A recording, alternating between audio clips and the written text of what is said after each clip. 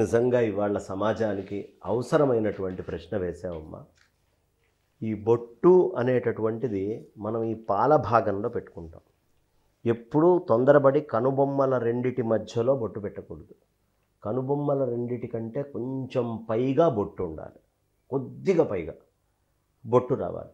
ఏమిటంటే అక్కడ బొట్టు పెడితే వచ్చే ఫలితం అంటే, మనకి ఇడ, పింగళ, సుషుమ్న అనే 3 నాడులు ఇక్కడ కలుస్తాయి. వాటిల్నే గంగా, యమున, సరస్వతి అని కూడా అంటారు. ఈ ప్రదేశాన్ని త్రివేణి సంగమము అంటారు. త్రివేణి సంగమము అంటారు. ఈ త్రివేణి సంగమం గంగా, యమున, సరస్వతి అనేటటువంటి కలిసే ప్రదేశంలో బొట్టు పెట్టుకుంటే ఆధ్యాత్మికంగా చాలా ఉన్నతి వస్తుంది అని చెప్తారు.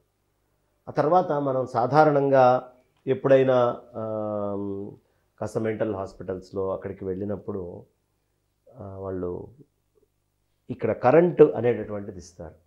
నేను అడిగా, ఏమండి అక్కడ కరెంటు పెడితే ఏమిటి మీకు వచ్చే ప్రయోజనం అంటే, ఈ మధ్యలో ఒక నరం ఉంటుందండి, అది కాంట్రాస్ట్ కనుక అయితే మనిషి యొక్క బిహేవియర్లో మార్పులు వస్తాయి.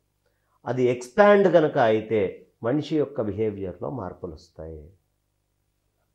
అప్పుడు ఒక క్షణం నేను ఆలోచిస్తే నా బుద్ధికి తోచింది ఏమిటయ్యా అంటే, ఎప్పుడైనా ఎర్రటి రంగులో ఇక్కడ బొట్టు పెట్టుకుంటాం. రెడ్ కలర్ ఏం చేస్తుంది?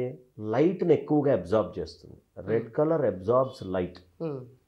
ఎప్పుడు ఎనర్జీ ఒక ఫామ్లో ఉండదు. Energy transforms from one form to another form. ఒక ఫామ్లో నుంచి ఎనర్జీ ఇంకో ఫామ్కి ట్రాన్స్ఫర్ అవుతుంది. లైట్ ఎనర్జీ హీట్ ఎనర్జీ కింద మారుతుంది అక్కడ పెట్టుకున్నప్పుడు. ఆ హీట్ ఎనర్జీ అనేటటువంటిది అక్కడ మారినప్పుడు లోపల ఎప్పుడూ ఆ నరాన్ని కాంట్రాస్ట్ కాకుండా ఎక్స్పాండ్ అయ్యేట్టుగా చూపిస్తుంది.